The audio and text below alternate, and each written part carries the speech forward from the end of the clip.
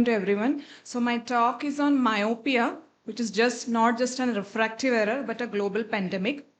So if we consider the global epidemiology of myopia, we all of us know that myopia is on the rise. And considering the logistics from 2000 to 2050, in 2000, almost 29.9% of the population is myopic. And by 2050, it will be almost half of the world population to be myopic. So why is it a pandemic? Because it has high prevalence now, early onset in childhood, and it is rapidly rising. And we all know it has so many lifelong complications. So when we look at the regional prevalence of myopia, mostly the Asian Pacific and the East Asian countries are largely affected, followed by slowly coming to the European population and North American population.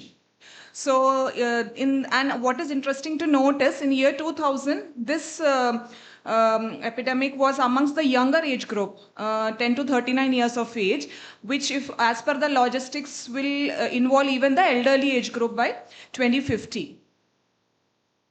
And of course, pediatric myopia is something which we should be worried about. It is on the rise, and 29.9% of the pediatric population will be myopic, and more than 5 billion will be by 2050. So what is progressive myopia? Myopia that worsens every year, and a progression of more than 0.75 diopter sphere per year is considered significant. So how do we assess what is the risk for myopia? So it can be done as risk of onset and risk of progression. So what are the risk factors for onset?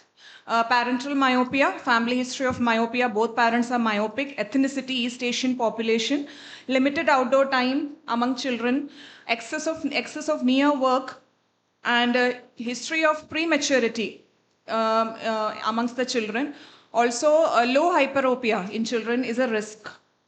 And what is the risk of progression? Younger age of onset, long study hours, competitive environment among children, earlier schooling, because parents are more worried about their schooling and their performance, so earlier schooling, reduced outdoor activity, and sustained near work, and closer working distance. Of course, poor lighting, using their tablets even for academic use on bedtime with all lights off in their tablets is a risk of progression.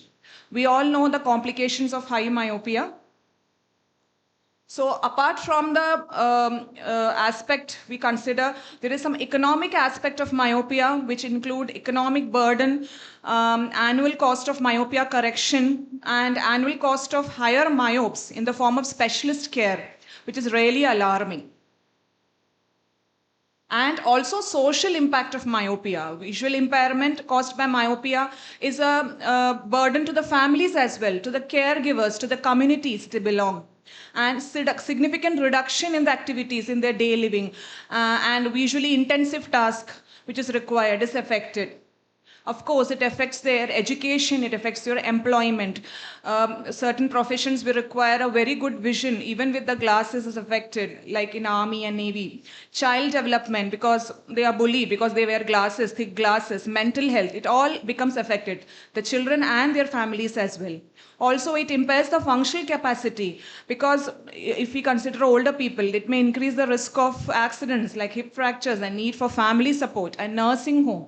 So all this is a very grave burden to our society.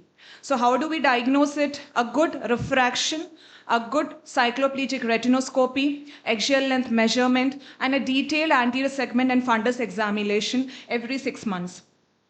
What are the strategies? Screening strategy. It starts at the school level. School screening is very essential, and early detection is the key, especially keys like training of our school teachers. So this is an American Academy of Pediatrics screen time guidelines, and as per this, less than 18 months, they should avoid any digital media or any video or any contact with the screen time.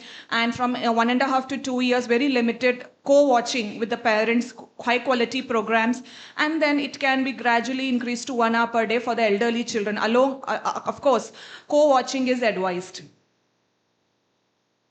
So digital eye strain is now a concern not even in adults, also in children. As per the two journals, one of the journalists is from our own Dr. Nina, and it has shown that how digital devices in children is exacerbating the problem of digital eye strain, and it is affecting their overall development in the form of, development of squint, development of development of new squints, like in the form of acute esotropias.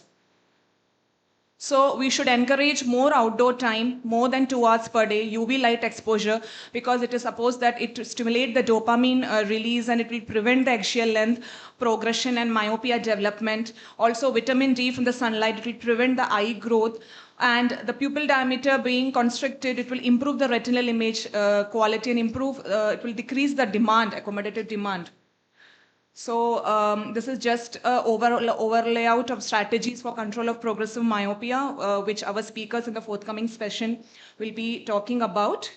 Future directions is, of course, the genetics, how it can affect our future generations, and AI is something which we have to be looking forward to. Thank you.